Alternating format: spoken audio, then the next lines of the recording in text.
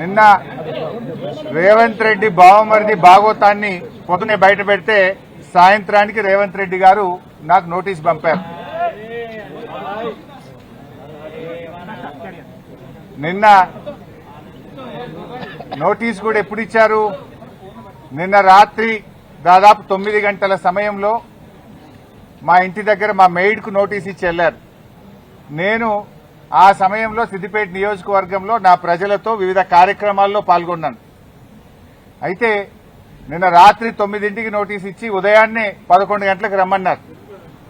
నేను హైదరాబాద్లో లేను, అయినా కూడా రాత్రే హైదరాబాద్ చేరుకొని ఈరోజు వాళ్ళు ఇచ్చిన నోటీస్ మీద మేము హాజరు కావాలని చెప్పి నిర్ణయం తీసుకున్నాం. ఎందుకంటే మాకు చట్టాన్ని గౌరవిస్తాం, న్యాయ వ్యవస్థ మీద నమ్మకం ఉంది, తప్పకుండా వెళ్తాం. మేము ఏ తప్పు కూడా చేయలేదు, అందువల్ల భయపడము. ఈ రేవంత్ రెడ్డి తాటాకు చప్పుళ్లకు బెదిరే ప్రశ్నే ఉత్పన్నం కాదు. ఎందుకంటే ఇలా రేవంత్ రెడ్డి మాకు తెలుసు, నిన్న ఆయన బావమర్ది భాగవతాన్ని పొద్దున బయట పెడితే సాయంత్రానికి నోటీస్ పంపిండు. ఆ భాగవతం మీద కనీసం ఒక్క మంత్రి గాని ప్రభుత్వం నుంచి స్పందన కూడా లేదు. ఎందుకంటే మేము అన్ని ఆధారాలతో నిజాలు బయట పెట్టినాం కనుకనే ఆ సమాధానం లేక డైవర్షన్ టాక్టిక్స్ కోసం ఈ నోటీస్ పంపిండని అర్థమైతా ఉంది. నిన్ననే చెప్పినాం మేము, ఈ దండుపాలెం ముఠా రేవంత్ రెడ్డి కేబినెట్ ఏ రకంగా వాటాలు పంచుకోవడంలో తన్నుకుంటున్నారో అన్ని విషయాలు బయట పెట్టాం. అంటే రాబోయేటువంటి మున్సిపల్ ఎన్నికల ముందు వీళ్ళ అవినీతి బయటపడుతుందని, వీళ్ళ అవినీతి బట్టబయలైతుందని, వీళ్ళ బండారం బయటపడ్డదని ఒక డైవర్షన్ టాక్టిక్స్ కు ఇవాళ రేవంత్ రెడ్డి గారు మాకు నోటీస్ ఇచ్చారు. సరే, ఈ నోటీసులు మాకు కొత్త కాదు. తెలంగాణ ఉద్యమంలో ఆనాటి సమైక్యవాద ప్రభుత్వాలు ఎన్ని కేసులు పెట్టినా, ఎన్ని మా మీద రకరకాల ఇబ్బందులు పెట్టినా కేసీఆర్ గారి నాయకత్వంలో మేము పోరాడినటువంటి ఒక కార్యకర్తలం, ఉద్యమకారులం. ఆ గత సమైక్యవాదంలోనే అనేక సార్లు మమ్మల్ని అరెస్ట్ చేశారు, అనేక వందల కేసులు పెట్టినారు. ఆ రోజే మేము భయపడలేదు. ఇవాళ నువ్వు ఎందుకు నోటీస్ ఇచ్చినావు నాకు? మేము ఏమడిగినాం? నీ 6 గ్యారంటీల సంగతి ఏంది అని అడిగినాం. నువ్వు బాండ్ పేపర్ మీద రాసిచ్చిన మహిళలకు మహాలక్ష్మి 2500 ఎప్పుడు ఇస్తావు అని అడుగుతా ఉన్నాం. నువ్వు అవ్వా తాతలకు 4000 పెన్షన్ ఎప్పుడు ఇస్తావు అని అడుగుతా ఉన్నాం.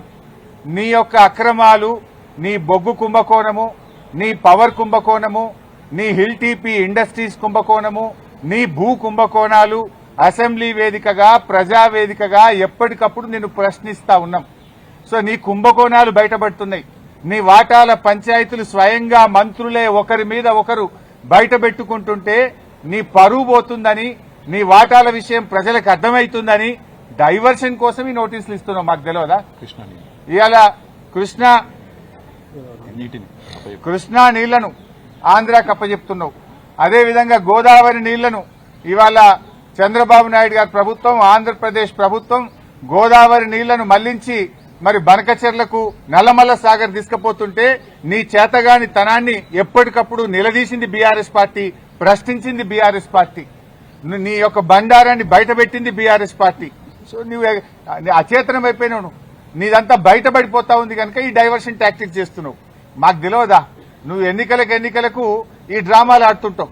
పంచాయతీ ఎన్నికల ముందు అప్పుడేమో మా కేటీఆర్ గారికి నోటీస్ ఇస్తావు.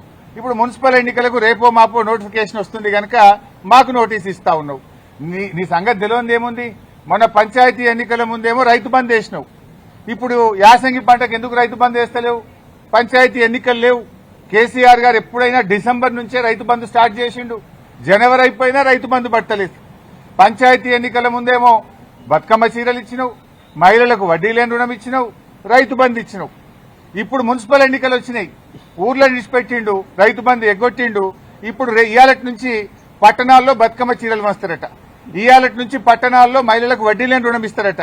ఇగో ఇవాళ మాకు ఈ నోటీస్ ఇచ్చి మమ్మల్ని ఎంగేజ్ చేసే ప్రయత్నం.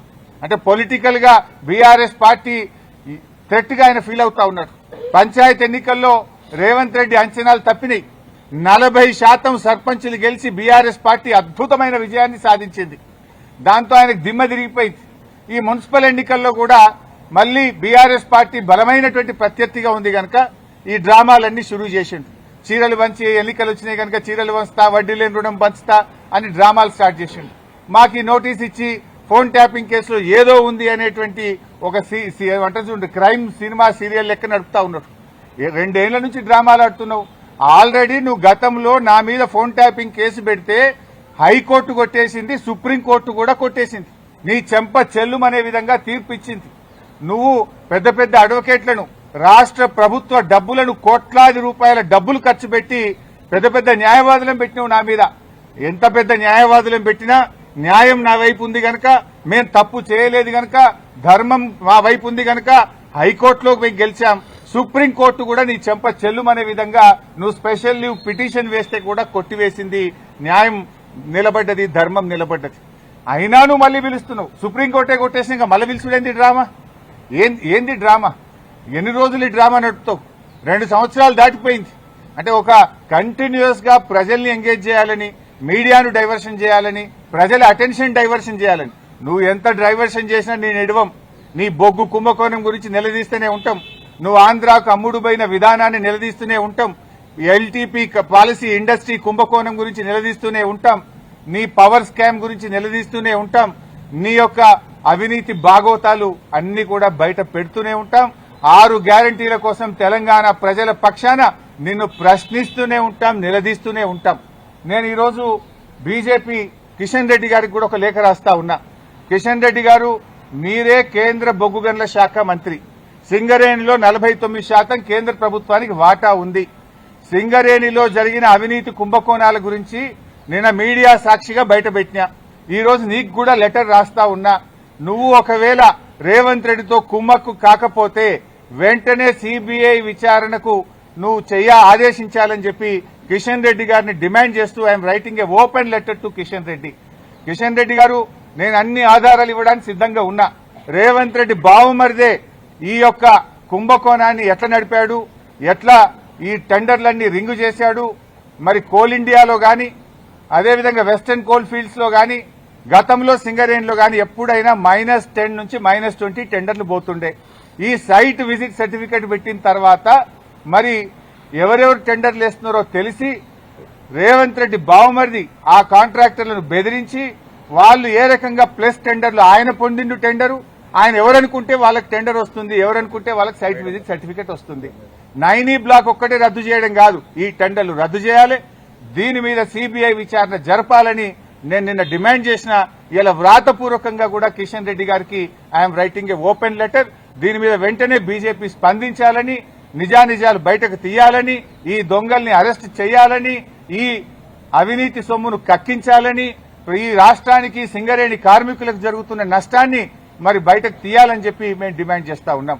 ఎందుకంటే సింగరేణి డబ్బుతో రేవంత్ రెడ్డి ఫుట్బాల్ ఆడుతున్నాడు. 100 కోట్ల రూపాయల సింగరేణి డబ్బులను తన షోకుల కోసం ఖర్చు పెడుతుంటే ఎందుకు కిషన్ రెడ్డి గారు మౌనంగా ఉంటున్నారు? ఎందుకు బీజేపీ మౌనంగా ఉంటుందని కూడా నేను ప్రశ్నిస్తా ఉన్నా. అన్ని బయటకు రావాలంటే సిబిఐ విచారణ జరపాలని డిమాండ్ చేస్తున్నాం. సో మేము తప్పు చేయలేదు. నిన్న రాత్రి నోటీస్ ఇచ్చినా, రాత్రే హైదరాబాద్కు వచ్చినాం. ఈ రోజు న్యాయ వ్యవస్థ మీద గౌరవం ఉంది, చట్టాన్ని గౌరవిస్తాం కనుక వారు చెప్పిన సమయం ప్రకారం మేము హాజరవుతున్నాం. సమయం తీసుకునే అవకాశం ఉంది, కానీ మేము తప్పు చేయలేదు, మేము భయపడాల్సిన అవసరం లేదు. ఏ రకంగా కూడా ఈ కేసుతో మాకు సంబంధం లేదు. ఇది ఒక అక్రమ కేసు. కేవలం బురద జల్లాలని, రాజకీయాలను డైవర్ట్ చేయాలని, అటెన్షన్ డైవర్టేషన్ కోసం రేవంత్ రెడ్డి ఆడుతున్న ఒక సిల్లీ డ్రామా ఇది. రేవంత్ రెడ్డి రాజకీయాల కోసం చేస్తున్నటువంటి ఒక డ్రామా, సీరియల్ లాంటిదే తప్ప ఇందులో ఎక్కడ కూడా నిజం లేదు. అందువల్ల మేము ఎక్కడ భయపడం. ఎన్నిసార్లు పిలిచినా వెళ్తాం, ఎక్కడికైనా వెళ్తాం. ఇప్పటికే హైకోర్టు, సుప్రీంకోర్టు ఈ ఫోన్ ట్యాపింగ్ కేసులో రేవంత్ రెడ్డి నన్ను ఇన్వాల్వ్ చేయాలని ఎన్ని ప్రయత్నాలు చేసినా హైకోర్టు కొట్టేసింది, సుప్రీంకోర్టు కొట్టేసింది. మళ్ళీ కొత్త డ్రామా పెట్టిండు. మాకు తెలుసు కేటీఆర్ గారిని ఎట్లా ఇబ్బంది పెట్టిందో మాకు తెలుసు. మా నాయకులందరినీ కూడా ఏ రకంగా ఇబ్బంది పెడుతున్నారో తెలుసు. నన్ను కూడా దాంట్లో భాగంగానే ఇబ్బంది పెడుతున్నావు. మీరెంత ఇబ్బంది పెట్టినా, ఉద్యమించిన వాళ్ళం, తెలంగాణ సాధించిన వాళ్ళం, ఈ తెలంగాణ ప్రజలకు అన్యాయం జరిగితే మేము ఊరుకోము. ఈ తెలంగాణ ప్రజల పక్షాన నిన్ను ప్రశ్నిస్తూనే ఉంటాం. తెలంగాణ ప్రజలకు నువ్వు ఇచ్చిన హామీలు అమలయ్యేదాకా నిన్ను ప్రశ్నిస్తూనే ఉంటాం. మీ అవినీతి కుంభకోణాలు బయట పెడుతూనే ఉంటాం. నిన్ను వదిలిపెట్టే ప్రశ్నే లేదు. మాకు తెలుసు రేవంత్ రెడ్డి 3 రోజుల కిందనే స్క్రిప్ట్ వేసిపోయిండు.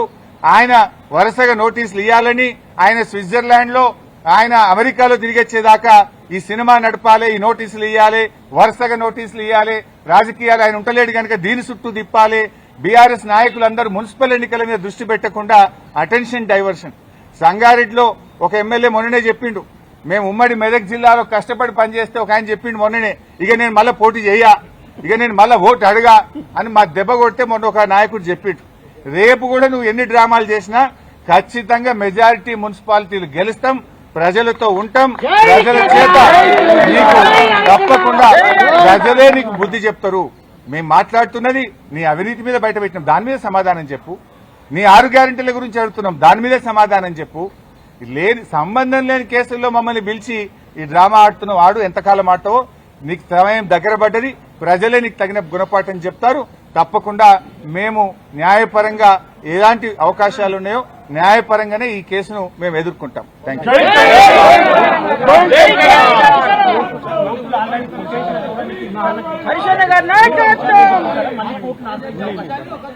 వాళ్ళు ఏం మాట్లాడతారో ఏం చెప్తారో ఇవాళ చూసిన తర్వాత నేను న్యాయవాదులతో చర్చించి తగిన నిర్ణయం తీసుకుంటాం.